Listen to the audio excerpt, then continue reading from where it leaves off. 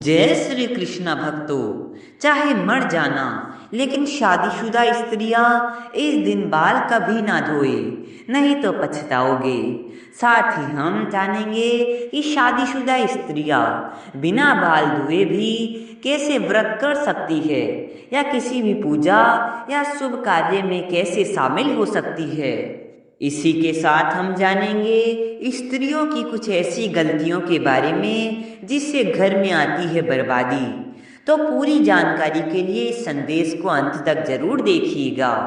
हमारे हिंदू धर्म के शास्त्रों में अनेकों परंपराओं और रीति रिवाज का खास महत्व दिया जाता है, जिनका अनुसरण प्रत्येक भारतीय पुरुष अथवा स्त्री करती आई है। इसी के अनुसार शादीशुदा स्त्रियों को हर दिन कुछ कार्य करने से पहले शुभ अशुभ का खास ध्यान रखना चाहिए। सप्ताह के कुछ खास दिन अगर शादीशुदा स्त्रियां अपने बाल धोए तो उनके पति पर बाधाएं आ सकती है और संतान को भी कष्ट हो सकता है। सबसे पहले बात करते हैं बुधवार की। बुधवार के दिन खासकर कुंवारी लड़कियों को बाल नहीं धोने चाहिए। अगर कोई कुंवारी लड़की बुधवार के दिन अपने बालों को धोती है तो उसके भाई पर कोई बड़ी आफत आ सकती है। अगली बात बृहस्पतिवार की है। अगर कोई शादीशुदा महिला बृहस्पतिवार के दिन अपने बालों को धोती है तो उसके पति की आयु घटती चली जाती है। शादीशुदा स्त्रियों को भूलकर भी बृहस्पतिवार के दिन अपने बाल नहीं धोने चाहिए और ना ही नाखून काटने चाहिए। ऐसे में आपको बृहस्पतिवार के दिन घर में पोछा भी नहीं लगाना चाहिए और ना ही वस्त्र धोने चाहिए। अगली बात सोमवार की है। अगर कोई शादीशुदा महिला सोमवार के दिन बाल धोती है तो इससे उसके बच्चों पर किसी बड़े संकट का खतरा मंडरा जा सकता है और परिवार को आर्थिक समस्याओं का सामना भी करना पड़ सकता है। अब सवाल यह है कि बाल धोने का सही दिन कौन सा है। तो भक्तों, शुक्रवार को स्त्रियों को बाल जरूर धोने चाहिए। ऐसा करने से घर में बरकत आती है और सुख समृद्धि बढ़ती है। जो शादीशुदा महिलाएं शुक्रवार को बाल धोती है उनके पति के धनवान बनने की संभावना भी बढ़ जाती है। अगर किसी कारणवश आप बाल नहीं धो पाई हो और आपको किसी शुभ कार्य, पूजा या व्रत में शामिल होना हो तो भी आप शामिल हो सकती है। बस इसके लिए आपको अपनी मांग में सिंदूर लगाना होगा। शास्त्रों के अनुसार शादीशुदा स्त्रियों की मांग को गंगा स्नान के समान माना जाता है, जो बेहद पवित्र होता है। जब स्त्रियां अपनी मांग में सिंदूर लगाती है तो वह माँ पार्वती का सम्मान करती है और माँ पार्वती का आशीर्वाद हमेशा उन पर बना रहता है। हालांकि सिंदूर लगाते समय कुछ बातों का विशेष ध्यान रखना बहुत जरूरी है।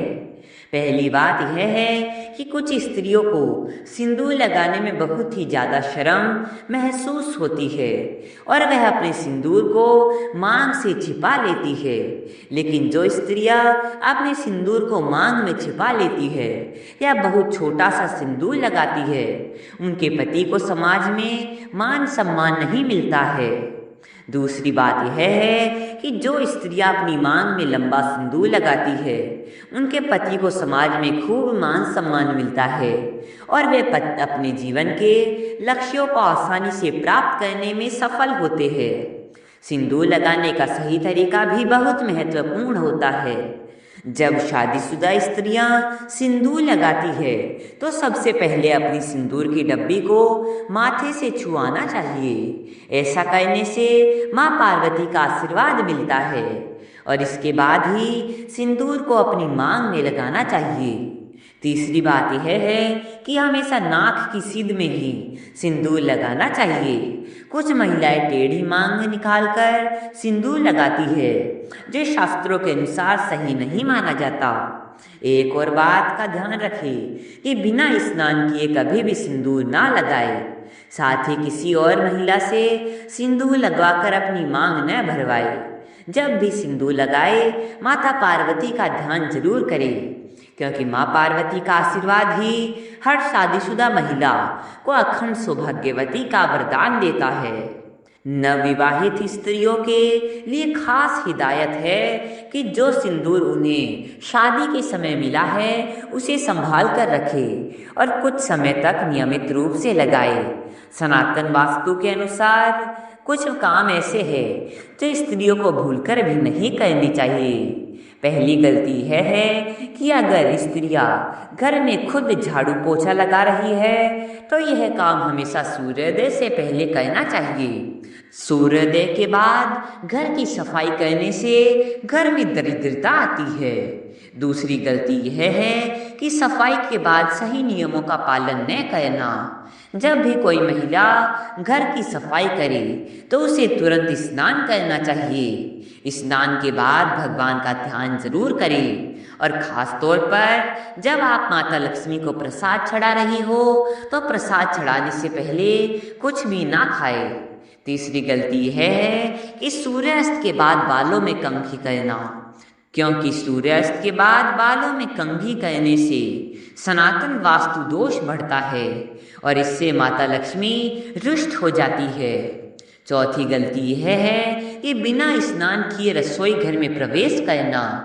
रसोई घर को हमारे घर का सबसे पवित्र स्थान माना गया है, इसलिए स्त्रियों को किचन में तभी प्रवेश करना चाहिए जब वे स्नान कर चुकी हो। पांचवी गलती यह है कि घर की स्त्रियों द्वारा कभी भी झाड़ू को लात नहीं मारना चाहिए। जिस घर में महिला झाड़ू को पैर मारती है वहाँ कभी भी लक्ष्मी का वास नहीं होता। छठी गलती यह है कि घर की स्त्री का हमेशा क्रोधित रहना। जहाँ घर की स्त्री हमेशा गुस्से में रहती है और खुश नहीं रहती वहाँ माता लक्ष्मी की कृपा नहीं होती। एक स्त्री का खुश रहना पूरे परिवार की खुशहाली लाता है। उसकी मुस्कान से घर में सकारात्मक ऊर्जा आती है। सातवीं गलती यह है कि किसी को भी अपनी सिंदूरदानी दान में दे देना या साझा करना। शादीशुदा स्त्रियां कभी भी अपने सिंदूर की डिब्बी किसी को ना दे और जब भी सिंदूर लगाए तो हमेशा अकेले में लगाए या फिर सर पर पल्ला डालकर लगाए, वरना आपको नजर लग सकती है।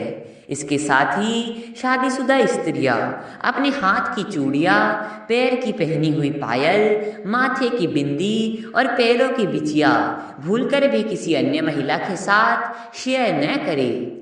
आठवीं गलती यह है कि रात के समय किचन में झूठे बर्तन रखना।